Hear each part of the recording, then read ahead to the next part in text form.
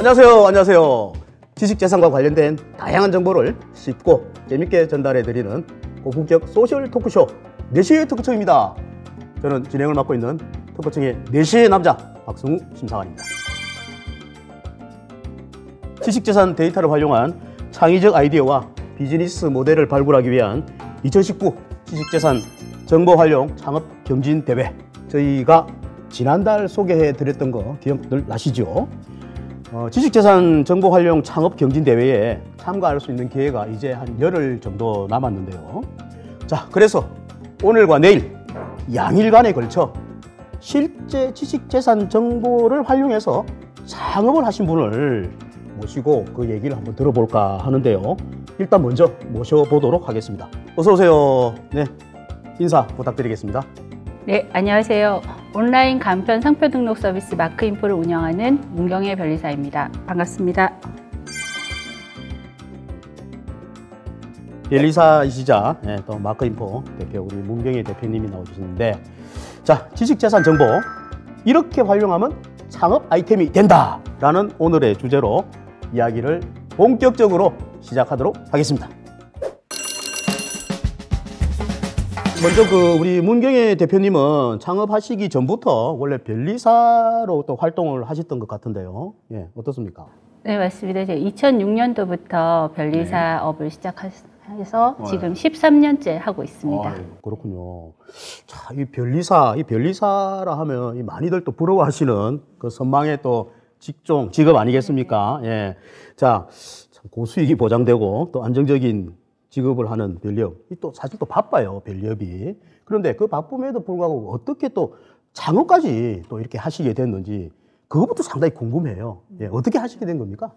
그게 좀 우연한 계기이긴 한데, 네. 저는 이제 원래는 특허 쪽을 많이 했던 변리사인데, 네. 6개월 휴직 기간 동안에 그냥 이제 동네를 배회하면서 그 되게 유명한 김밥집 사건이 있어요. 상표권 관련해서. 그래서 비슷한 혼동 가능한 그 김밥집이 공존해서 있는 그런 사례가 있었는데, 저는 이제 변리사다 보니까 어떻게 이렇게 비슷한 이름을 가진 김밥집 2개가 공존을 할 수 있을까, 이거는 뭔가 문제가 있다 생각을 해서 제가 이제 그 사건을 좀 이렇게 조사를 해봤었어요. 그러다 보니까 이제 초기 창업자분들이 상표권에 대한 인식이 없이 이제 프랜차이즈를 하시다가 상표권을 나중에 등록을 하려고 보니까 선점된 상표가 있는 거예요. 그래서 점주들이 좀 위험한 상황에 놓이게 되자 이제 변리사들이 취할 수 있는 것들은 어떤 이제 법률적인 것들인데, 그 중에 어떤 점주 한 분이 그 선점했던 상표권자 있잖아요. 그분을 찾아가서 상표권을 이제 구입을 해서 상표권 매매를 통해서 어떤 이제 분쟁을 해결을 했는 거예요. 그러면서 이제 김밥집이 2개로 나뉘게 된. 그렇게 해서 이제 긴 싸움을 하긴 했는데, 저는 그때 대단히 좀 흥미를 느꼈어요. 아, 상표권이 그래, 지적 재산권이잖아요. 재산권이라는 거는 부동산처럼 거래도 할 수 있고, 임대도 할 수 있는 거고, 담보 제공도 가능하거든요. 그런데 그런 거를 할 수 있는 어떤 채널이 전혀 없잖아요. 그래서 상표권을 좀 쉽게 거래할 수 있는 그런 플랫폼을 만드는 건 어떨까? 재밌을 것 같다. 그런 이제 그냥 개인적인 호기심? 그런 거에서 시작했던 것 같습니다. 그러니까 변리업을 하시면서 하시니까 그걸 아니까 또 그런 걸 또 느끼시게 되네요. 맞습니다. 자, 그런데 그 많은 분들이 그 지식 재산을 활용을 해서 창업을 한다는 게 쉽게 와닿지는 않거든요. 예. 자, 그렇다면은 우리 대표님은 어떤 지식 재산을 또 어떻게 또 활용을 하시게 됐는지 그것도 한번 설명을 해 주시죠. 제가 활용했던 거는 이제 상표 정보를 이제 특허청에서 제공하는 상표 데이터를 활용을 해서 업종별 상표 정보를 검색할 수 있는 검색 사이트를 만들었거든요.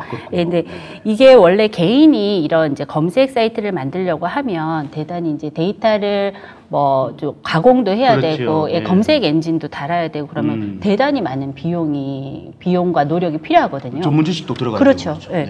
근데 이제 특허청에서 2014년도에 정보공개 3.0의 그 제도를 통해서 그 상표 정보를 대단히 활용하기 쉬운 형태로 제공을 해줬어요. 그래서 제가 활용을 하셨네요. 그거를 기회로 해서 창업을 하게 된 거죠. 그렇군요. 자, 우리 시청자 여러분 여기서 잠깐만요. 그 특허청이 그 오픈 API 방식으로 공개되는 데이터가 특허 정보 포털 사이트인 우리 키프리스에만 해도 한 특허 상표 디자인만 해도 한 80여 종이 있는데요. 그 데이터가 오픈 API라는 게 포인트인데요. 가령 그 정보 이용자가 얻은 데이터를 자신이 개발한 그 모바일 앱이나 그 다음에 웹 서비스에 바로 활용할 수 있도록 하는 형태로 제공하는 게 바로 그 오픈 API 아니겠습니까? 어떻습니까? 네, 맞습니다. 그 상표 데이터베이스를 활용한 창업이라고 하셨는데 제가 근데 아직까지는 이게 확실하게 감이 안 잡혀요. 그래서 구체적으로 또 그 내용이 어떤 건지, 그 다음 또 제가 듣기에는 또 우리 대표님이 또 이걸로 또 상을 또 많이 또 받으셨다고 하는데 한번 또 말씀을 해 주시죠. 예, 제가 이제 이 업종별 상표 검색 사이트 마크인포를 개발을 하면서 운 좋게 상도 되게 많이 받았던 것 같아요. 제가 특허 청장님 상도 받고 중소기업 청장님 상도 받았었는데요. 그게 이제 제가 했던 상표 DB를 어떻게 활용을 했냐 하면 이제 상표라는 것이 이제 뭐 예를 들어서 애플이라는 상표가 있다라고 했을 때 그 사과 업종에는 이 상표를 사용할 수가 없어요. 그렇죠. 그렇지만은 컴퓨터나 스마트폰이라고 하면 애플이라는 상표를 사용할 수 있는 거거든요. 그러니까 같은 상표라도 업종이 또 다르면은 얼마든지 이 상표를 활용할 수 있는 거예요. 그렇죠. 그래서 이제 특허청에서 제공하고 있는 키프리스라고 하는 이제 검색 사이트에서는 이게 업종별 상표 검색이 좀 쉽지는 않거든요. 일반인 입장에서. 그래서 저는 이제 특허청에서 이제 심사를 하는 기준이 되는 그 유사군 코드라는 게 있어서 그 유사군 코드에 기반해서 업종을 분류를 하고 그래서 이제 일반인들이 자기의 업종을 찾아서 그 안에 해당 상표가 선점되어 있느냐 그거를 바로 체크해 볼 수 있고 또 그 내가 원하는 업종에 어떤 상표들이 등록되어 있는지 그런 거를 좀 확인할 수 있게끔 그렇게 검색 사이트를 구현을 했거든요. 말씀하신 그 API 그 데이터, 벌크 데이터 그거를 받아서 가공을 하신 거네요. 아니에요. 가공을 하신 거예요. 가공을 할 필요가 없이 특허청에서 API 형태로 제공을 해줬고 거기에서 한번 후가공 정도를 한 거죠. 그렇군요. 만약에 진짜 제가 자체적으로 그거를 개발을 했다고 하면 돈이 되게 많이 들어갔을 거예요. 근데 특허청에서 되게 활용하기 쉬운 형태로 해서 제가 거기에 살을 좀 붙여서 제공을 했던 거예요. 네, 그렇군요. 말하자면은 그 뭐 쉽게 업종별로 이렇게 그 상표 검색을 할 수 있도록 그렇게 만드신 거네요. 네. 정말 그 사용자 입장에서는 정말 편리하겠습니다. 네. 자, 그런데 요즘 그 워낙 창업을 많이들 하시지 않습니까? 네. 그런데 그 당연히 그 창업할 때 상표 등록에 대한 준비들도 상당히 뭐 많이 할 걸로 그렇게 봐지는데 그렇다면 대표님 어떤 면에서 이 사업이 좀 시장성이 있다고 보시는지요?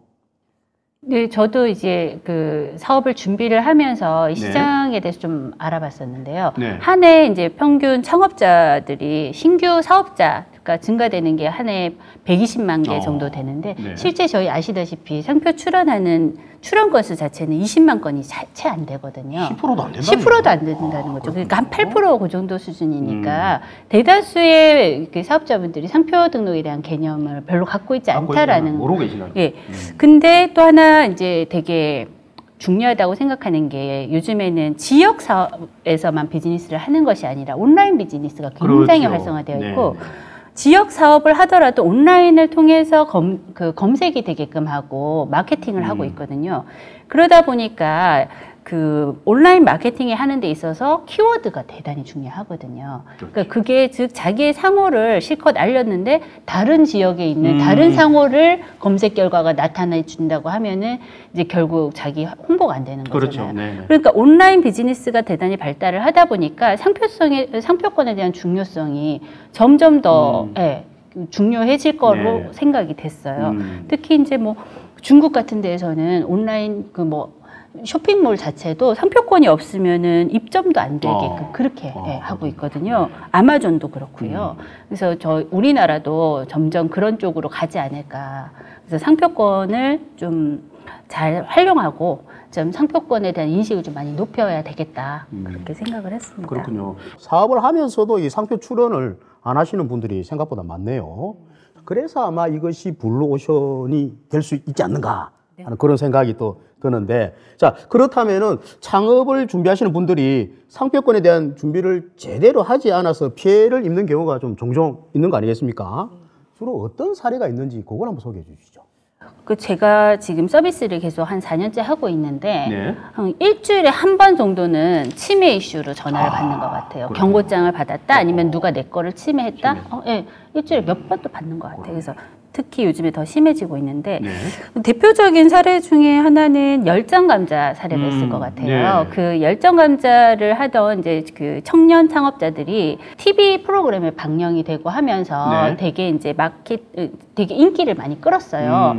그런데 그런 이제 보도 자료 같은 것들을 보고 상표 브로커가 먼저 상표권 열정감자라는 이름을 이제 출원을 해버려가지고 이제 이슈가 됐었던 사건인데, 그 경우에도 알고 보니까 또 그 전에 열정구이라는 이름으로 먼저 선점된 상표가 있었어요.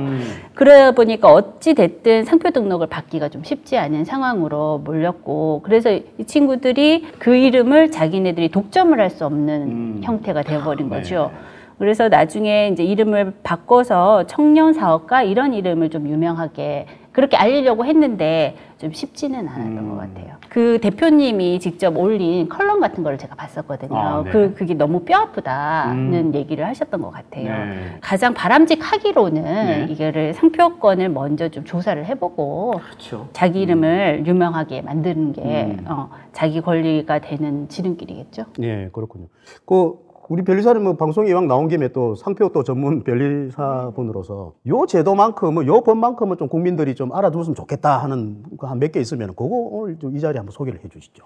불사용 취소 심판이라는 제도가 있거든요. 사용 안 하고 등록됐는데 사용 안 하고 계속 갖고 있는 거. 네, 맞아요. 사업자분들 하고 얘기를 하다 보면 제일 억울해하는 지점이 바로 그건데, 아니 저 사람은 저 상표를 지금 상표를 사용을 하지도 않아요. 그런데 상표권을 먼저 등록을 했다는 이유로 내가 오랫동안 사용해 왔는 내 권리를 인정을 받을 수 없다, 등록을 권리를 확보할 수 없다라는 점에 대해서 대단히 불합리한 게 느끼거든요. 근데 거기에 대해서는 특허청에서 마련해 놓은 좋은 제도가 바로 불사용 취소 심판인데, 예를 들어서 취소 심판을 청구하는 날짜를 기준으로 해서 그 거꾸로 역산을 해서 한 3년 정도 전혀 사용을 하지 않은 상표 있잖아요.